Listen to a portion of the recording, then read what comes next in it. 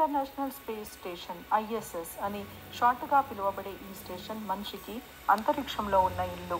2030వ సంవత్సరం చివరలో ఇది రిటైర్ అవ్వబడుతుంది. 3 దశాబ్దాలుగా స్పేస్లో ఉన్న ఈ స్టేషన్ 2030 నుండి సరిగా పనిచేయకపోవచ్చు అని సైంటిస్టుల అంచనా.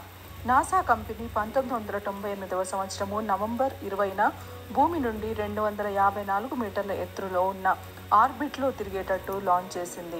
నవంబర్ 2030వ సంవత్సరానికి దీని వయస్సు 32 సంవత్సరాలు.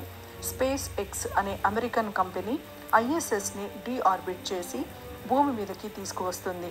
అది తిరుగు ప్రయాణంలో చాలా వరకు గాలిలో కాలిపోయి మిగిలిన శకలాలు సముద్రంలో పాయింట్ నీమో అనే ప్రదేశంలో పడేటట్టుగా ప్లాన్ చేస్తారు.